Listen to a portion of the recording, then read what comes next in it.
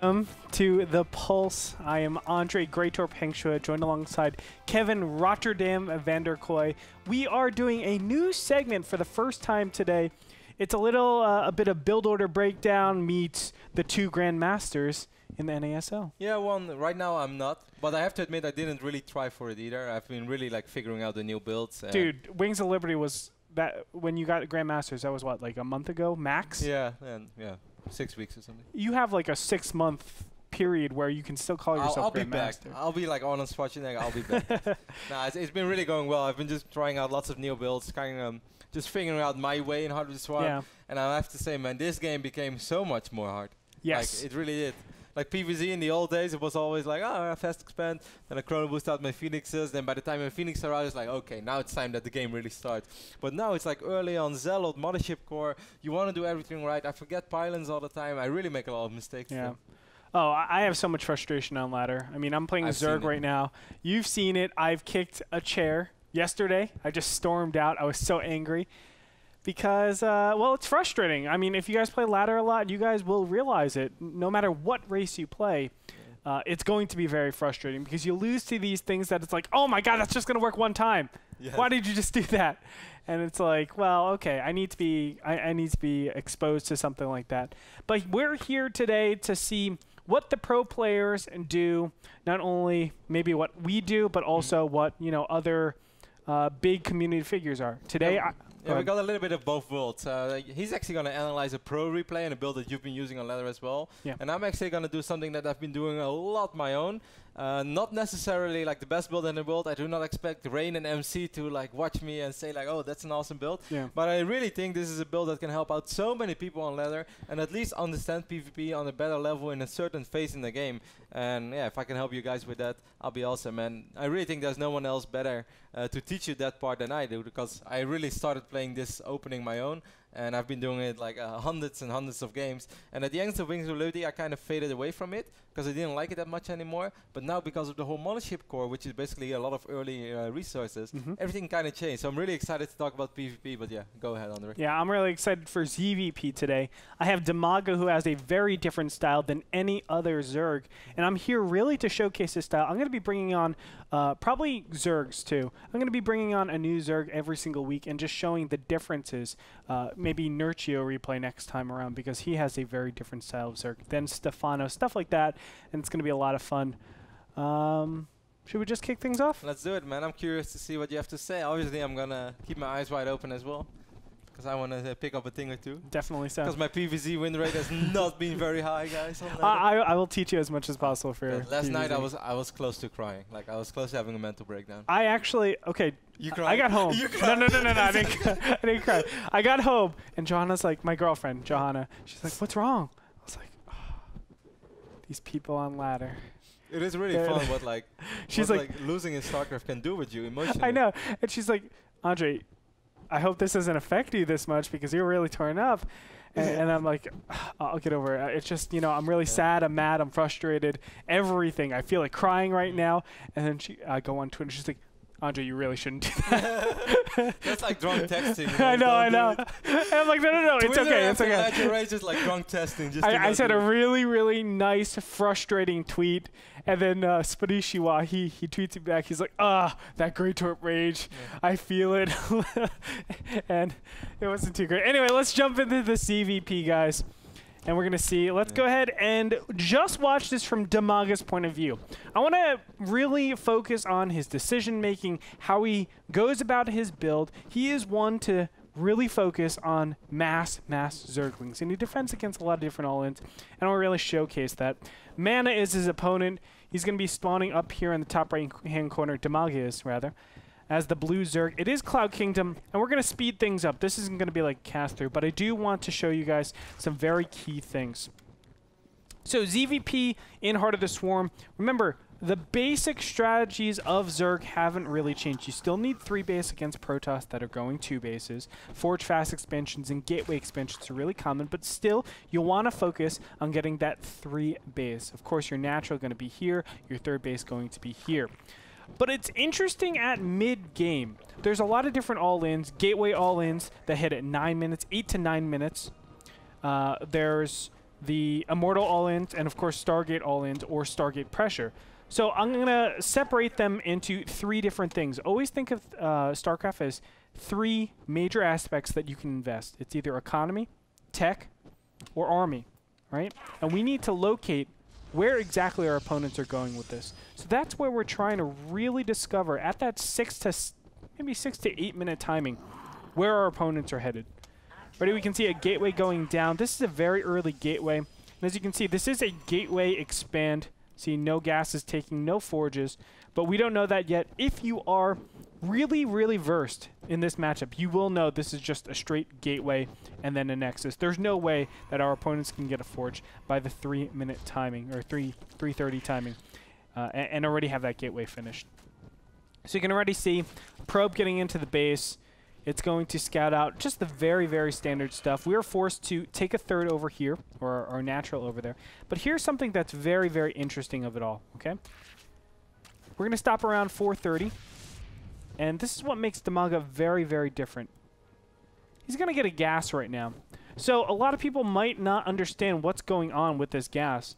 But the most fantastic part about it is the fact that you can get metabolic boost out so fast. And a lot of these 6 to 8 minute attacks where you go with 2 zealots and a stalker, something like that, or you can change it up, especially with a gateway expand. You're going to have warp gates really, really fast. I like this variation because it shuts down or has the ability to shut down proxy probes, proxy pylons all around the map.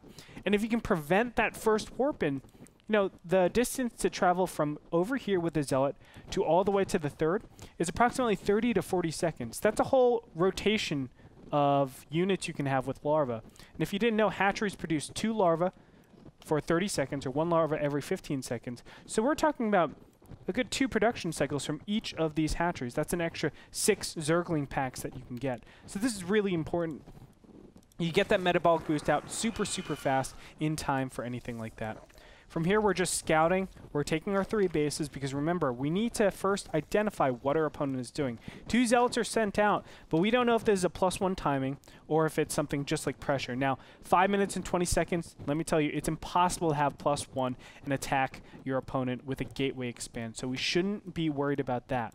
But what we are looking for, right when it heads around 6 minutes, is some tech variation. We're looking at the 2 gases and how much chrono boost is going to be on the nexus. That's the most important time. 6 minutes. That's what we really want to focus on. So for now, we're going to try to parry this attack as much as possible. We don't need to kill the zealots, but we need to make sure they're not doing any damage.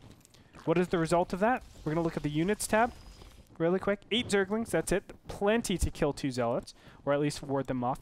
And what do we see? We see a forge going down, so we know there's no +1 indicators right now.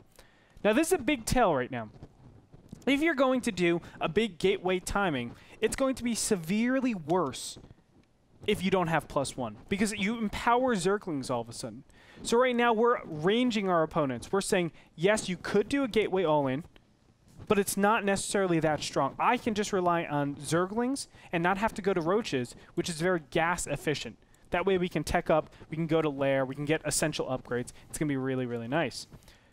So what is this forge doing here? We're thinking right now it could just be a standard +1. You get the 3rd base, or the tech. Where's the gas going? The tech could be concentrated on something like Stargate play, Twilight Council play, or Robo play. So we really, really want to see, is this going to be economy or is it going to be tech? Yes, it could be army, but the army is going to be severely weaker just because they don't have that +1 timing for the majority of the game. Or the majority of the early game, I should say. Because remember, we're going to drone up pretty powerfully, and then we'll be really, really good. So this Zergling scout is brilliant. It's so, so nice. Punishing no cannons in the front here. And, of course, the dynamic units of Zealots and Stalkers make them very prone to being out of position. From here, we're droning up. This makes complete sense. Now, look at this. This is something so cool. Double evolution chambers at 720. Now, keep this in mind. Dimaga is still on 1 gas. He's just now adding a 2nd gas now. He's all the way up to 144 gas, and metabolic boost is just about to be halfway done. What I really want to focus on is the fact that these evolution chambers are going down at a really critical time, 720. So this is a cool development. When you place 2 evolution chambers down, then it takes 160 seconds to create your 1/1, right? +1 melee, +1 carapace, both 160 seconds. 35 seconds for your drones. That's still 195 seconds, 3 minutes and 15 seconds. So it's going to finish around 7 minutes and 30 seconds. 10 minutes and 30 seconds, 10 minutes and 40 seconds. That's a very critical time because 9 minutes and 30 seconds, a lot of Robo Immortal all-ins come, and you can stop that in its tracks by having equal upgrades.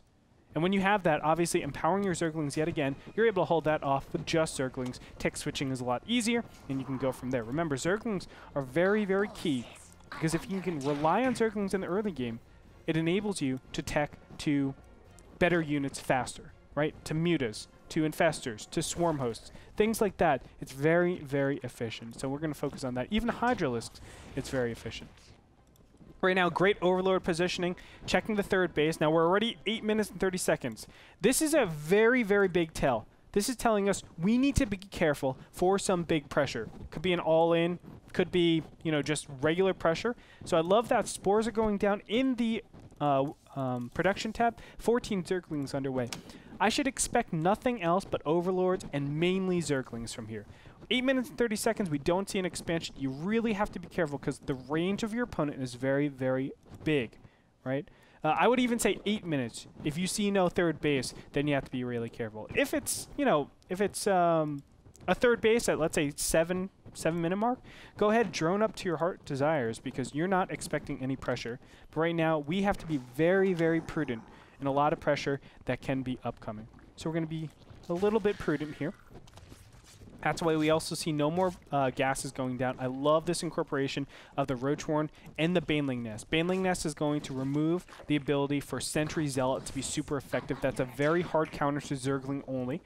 So we want to put down that Baneling Nest ASAP. Roachworn is going to be great because it gives us the kiting ability, and they're a little bit more sturdy than Zealots. But remember, we're still going to have everything. 10 minutes into it, and what do we have? Let's see and just verify in our opponent's base. So we can see he is going for tech, already a robotics bait down, and Twilight Council. This is really, really weird. Only 4 gateways. So, yes, there was no all-in coming precisely then, but we still had to defend against that range. The third base going down here. Now we have to be a little bit careful, because what is something of power that they can say, I can take a 10-minute expansion and be fine into that mid-game? They're still preparing for something.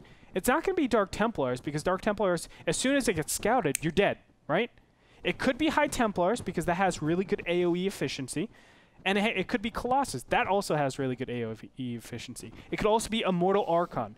But anything like Mass Gateways, anything like, you know, Stargate play should be completely ruled out. We really, I guess Voiders, Mass Voiders, but like Mass Phoenixes should be completely ruled out at this point. So Why would you say that, Andre? Just a question. Because it doesn't justify taking a 10-minute expansion. But if you go Phoenix, like when would you normally take the expander? It's very hard. If you go Phoenix, you're going to be busting out a lot earlier than 10 minutes. It's not going to be a bank of Phoenixes, like 2 Stargate Phoenix, right? No, I'm talking about like if a Protoss would go from 2 base and just drops the Stargate, saves up 3 or 4 Phoenixes, when would you say that Protoss should take their third base? It should be like 8 minutes, 8 to 9 minutes. I always think it should be around 8 to 9 minutes. You can defend a lot against a lot of the stuff, and if you're not pushing out with Phoenixes by that time, I mean, you're basically screwing yourself over because they're already saturated, right? You want to remove as many injects as possible with Phoenixes. It's going to hit a lot earlier than that. Remember, Phoenixes... Yeah, Phoenixes would have definitely been there already, but yeah. I do think it's hard to... take it a lot quicker than... I mean, 10 minutes is not quick. Like in Wings, I would say you can take it for sure at like 9-minute mark. But I find it in Wings, in HotS, I find it a little bit tougher. Also because like Mothership Core takes some extra resources and stuff. I don't know, it just feels like a little bit tougher. I've been finding that Zealot Mothership Core to take your third base super early is really, really strong. Okay. Because what ends up happening is with... I know I'm going to the Protoss point of view, but this is important. And you should expect this as a Zerg. You have to be really, really careful because Zergling Banelings will be really good against that style. But if you cover with gateways all along here, you can actually defend a lot of different all-ins. Like, I don't think it's hard anymore to defend once you have the pylons up and the nexus. Yes. But like the hard thing is actually dropping the Claiming nexus the first time basically, and making sure that it happens. Because if there are, even if it's like 14, 16 slow links on the map, which is definitely possible, and then I think you'd be in trouble if you try to take it too greedy. But anyways, go on, Andre. Yeah, I'm sorry. Okay, so we're basically reducing the range of our opponent to something that has AoE potential. Archons, Colossus, or Storm. And right here is going to be a Dimaga to look for some sort of tech pattern. That's also why we don't see a 4th base going down for Dimaga. He's very, very prudent right now because he still needs to be careful. Yes, you just took your expansion, but I need to be sure that you are, just continuing the passive route.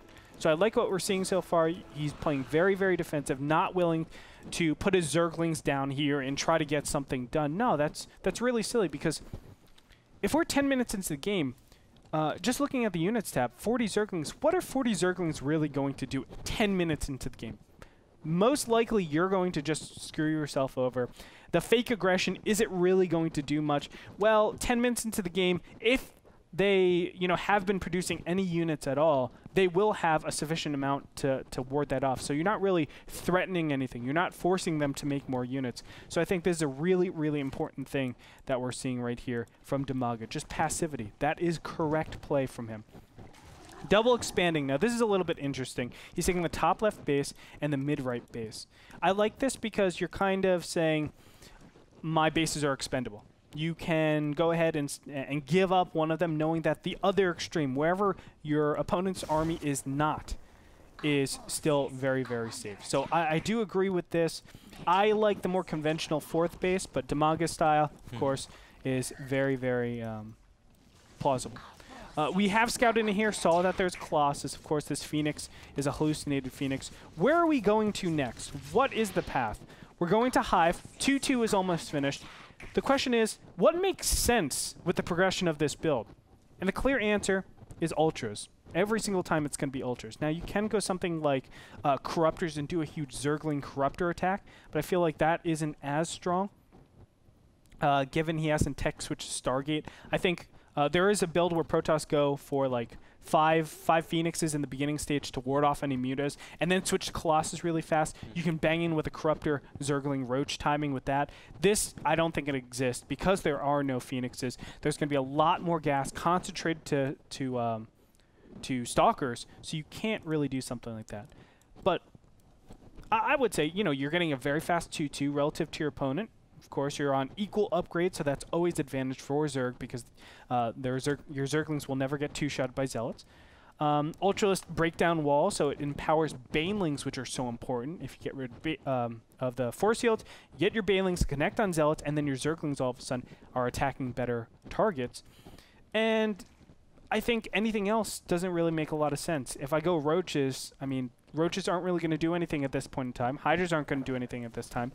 I could go Mutas, but I'm backtracking then because all of a sudden I invest a ton of minerals and gas into 1-1 and 2-2, and I don't use them at all, right? I'm switching over to Mutas. If you want to say I'm defending against everything with my fast 2-2, that's a very, very expensive investment just to defend. I think there are better options than that. So I agree with this. He is getting the Spire because you need Corruptors at this point. But just passivity, mass Zerglings, I agree with everything. 13 to 17 minutes is where we really need to be careful because our opponents could be doing that famous 3-base push.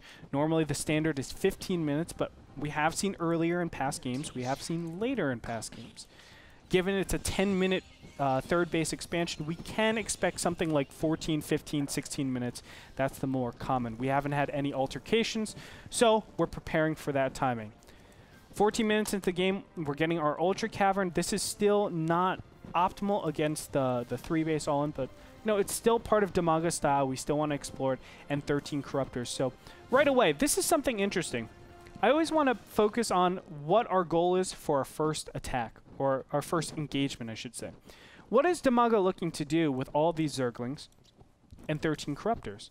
Well, it's clearly going to be I remove all the Ultras on the field, or excuse me, I remove all the Colossus on the field. My Zerglings are going to trade, and then my Remax is going to help me afterwards. what did Dimaga do to help that type of play, that infrastructure? 2 macro hatches right here. This is really uncommon to see. But also you have, 3 bases that aren't really mining, but they're kind of like hanging there, allowing you to macro from, and on top of that, you can easily transition into getting a base very, very easily. Just take all your drones in your main, transfer them to one of those bases, you're good to go. So I like that. He has a lot of mobility with his economy, and he has the ability to max out very quickly with all this extra larva. That's something really, really important that I think Dimaga has set himself a little bit different from all the other, I guess, Zergling-only play. I mean, really, he's the only one to successfully use this type of play. So Corruptors are on the way out. We're going to speed this up a little bit and see the first engagement. How does it go? Does it work exactly for Dimaga? This isn't good. Straight up. I don't think it takes rocket science to see that, but you're going to see this engagement out. He has a pretty small army, but it's meant for killing a lot of Zerglings, right? I mean, Mana knows Dimaga style, but look at what he's able to do. He kills off all the Colossus. This is great, at least the majority of them. Is he going to get the last one? Yeah, he does. Okay.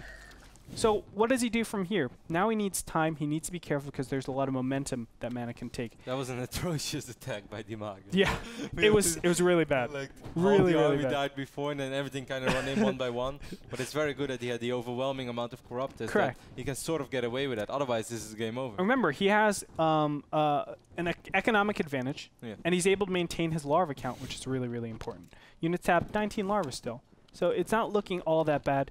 Ultra Cavern, of course, all the tech is underway. Why get roaches in this position? You want to shut down any potential for there to be a continuation. So roaches, they're not the best way to do it, but Zerglings just fall flat if I just go Zealot. Yeah, look at that. Zealot Archon, right? Zealot Archon is going to wreck something like Zergling only. So roaches are forced in this position. I agree with getting this. We're going to continue on. Of course, this base is going to get taken out. But remember, the top left one, these are all expendable expansions. So it's really, really important to note that you have economic mobility. That's something that isn't touched on a lot normally. It's like, I take this base, I'm always going to defend it. But no, we can give up expansions knowing that we have another expansion across here. Yes, it's prone to counterattacking, but, or not counterattacking, but multitasking. But when we're looking at it, it's fine. We don't need to keep these bases because we have a comparable economy. Not good for that Ultra. But now we switch into something that's really, really smart, which is Zergling Ultra. We're looking at 3-2 against 2-2, 4-2 for the Ultras. That's really nice. Now, I know for sure that you're not going to love this battle. Well, as Protoss, you're going to love this battle.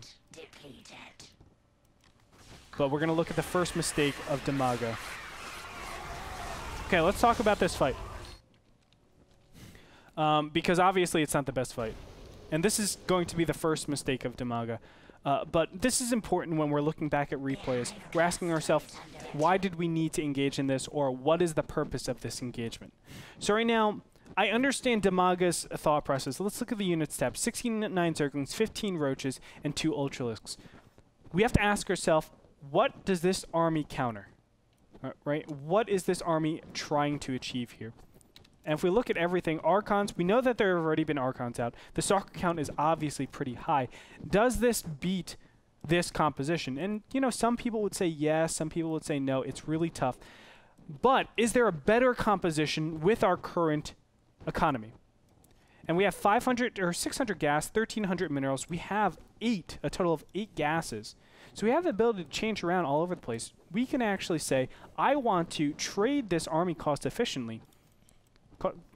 Keep in mind, I said cost efficiently, in order to get more Ultras out, because Ultras are going to be a winning move right here. The mortal count is really small. Of course, he's still on gateway units, so they're not taking over to air.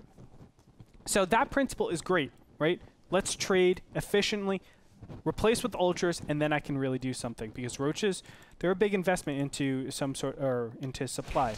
The problem is, I wouldn't have attacked into here. This is 100% a losing line, because Zerglings are not good for engaging, like, ever, right? They're good for cleaning up afterwards, but honestly, there's just too much AoE. There's too many zealots that are there that just tank too much of the berserkling damage to do really a lot of damage. So I would have much rather preferred an attack at the 4th base, an attack at the 3rd base, catch your opponent out of position, and then slow trade like this. But this burst trading, I don't agree with at all. And Dimaga even said himself, yeah, it was a mistake. I thought I was ahead, but I wasn't that far ahead, apparently. So you're going to see this trade out. Really unfortunate for Dimaga. He's going to lose his ultras, he's going to lose his roaches, and it's no bueno. Yeah, I think also worth noticing is that he had like 3 or 4 ultras in production, which were like almost there. Like imagine how different this fight looks if 2 or 3 ultras spawn. Yeah. I think oh, absolutely. I mean, right there, that's almost 20 supply that you're getting rid of. So it's really unfortunate. This is a chance for Mana to really do something, but remember, he's on 3 base, so he can't really do much. Let's go back to the Dimaga cam. How cool would it be if he had his Zerglings right here? You force this round of Zealots. You trade out, right? You trade out your Zerglings for these Zealots, and all of a sudden, Ultras pop. You have like 10 Ultras pop. What are these Zealots going to do? Zealots melt now to Ultras. So it's so, so good. And it forces Mana, instead of going to something like Void Rays, Mass Void Rays, he has to stick on something like Immortals. You have to go into that, and then you can transition over to Broodlords. It's a great continuation, but again, it's just not working out. I love the Baneling incorporation. Remember, Zergling's really bad for the initial points, but they're great afterwards. Dimaga's going to make a couple of bad trades over here, obviously. And he actually went, I think... No, he didn't. Okay, I'm sorry. Wrong game. I thought he went for Infestors in one of these games. He didn't.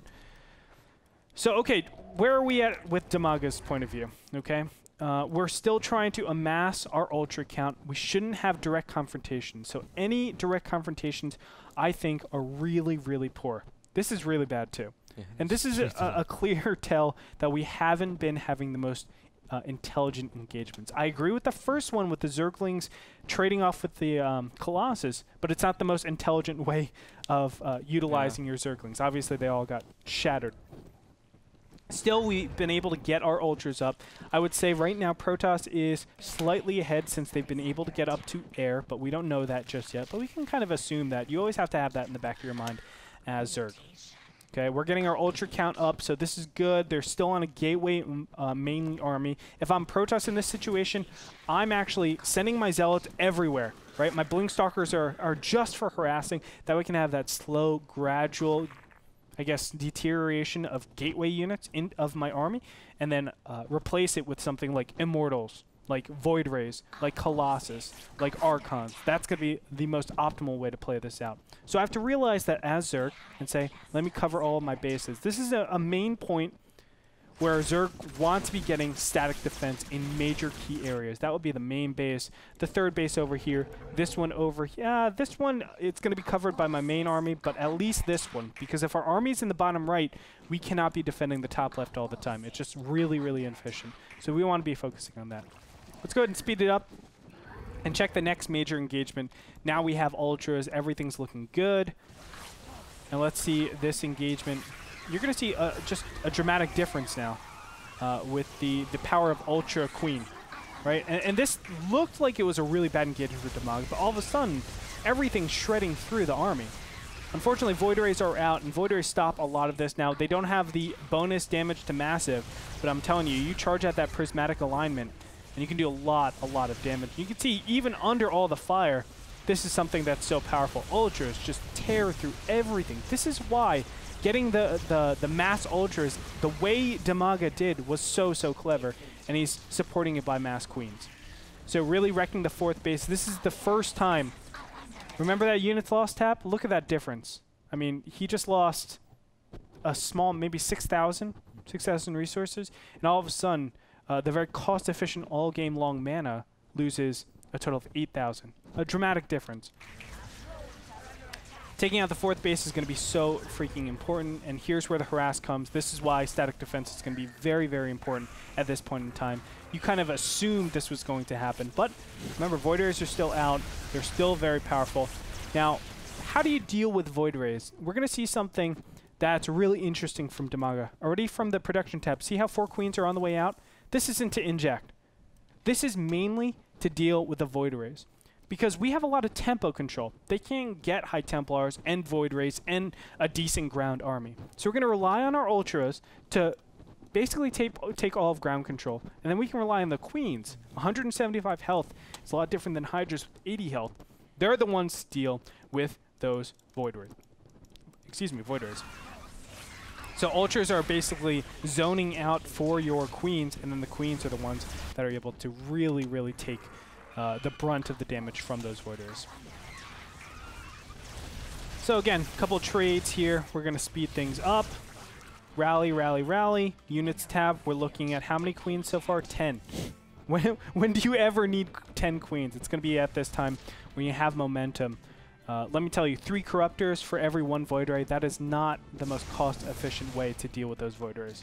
And if there's any sort of support in terms of High Templars, feedback isn't going to be, or excuse me, feedback. Storms are going to be the worst possible thing for your Corruptors because they're going to deal a lot more damage. Of course, the clumps. So right now, all we're thinking about as Zerg, get Ultras, get Zerglings, get Queens. Look at how much gas that we have to spend with that. Instead of getting a Hydras, we can now get Infestors, right? We have Mass Queens, we have Infestors to really help out the what's called the. It's not like they benefit from upgrades, so we can still rely on this. He's just going to sweep in here, remove everything on the ground with the Ultras, and the Queens get to solo all of this. Infested Terrans helping out incredibly, and this is such a great way to deal with the mass Void Ray count that's being so cost efficient with people. Sweep out everything underneath, keep up the pressure, constant aggression, and you can utilize your economic advantage to great effect. That's going to clean things up. I mean, obviously there's going to be a little bit of trades here, but we can already see denying the 4th base, keeping mana on only 2 bases for such a long time is going to be so beneficial. Ultras, the power of Ultras, when your opponents are still on gateway units, it's going to be really, really nice. How do we get there? Dimaga just showed a variation of how to. Now, I do have to say, one last thing before we actually end this PVZ segment out, or ZvP segment out. The 6 to 10 minute mark is going to be the, I should actually say 6 to 12 minute mark is going to be the scariest time for your Zerglings.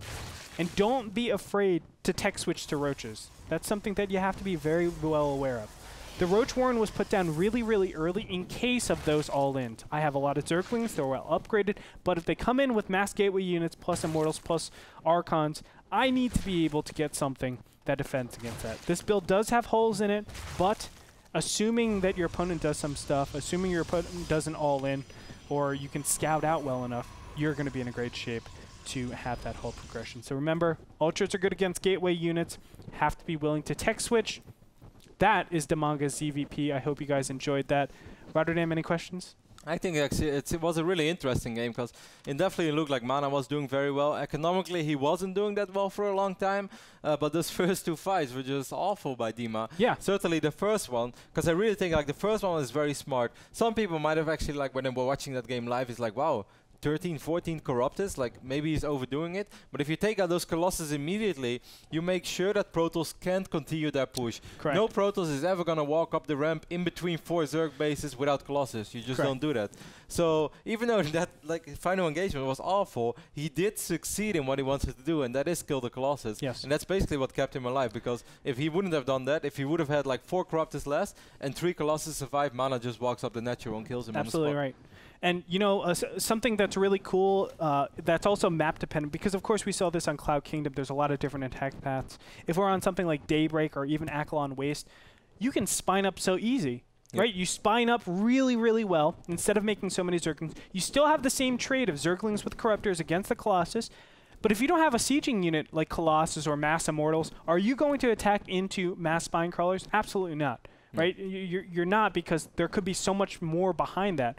And so you then get trapped. Yes, exactly. So I really, really like this style by Dimaga. I'm going to open up the chat to questions. If you guys have any questions about Dimaga's style, about what we just saw, and about a way to deal with the Protoss Void Ray transition.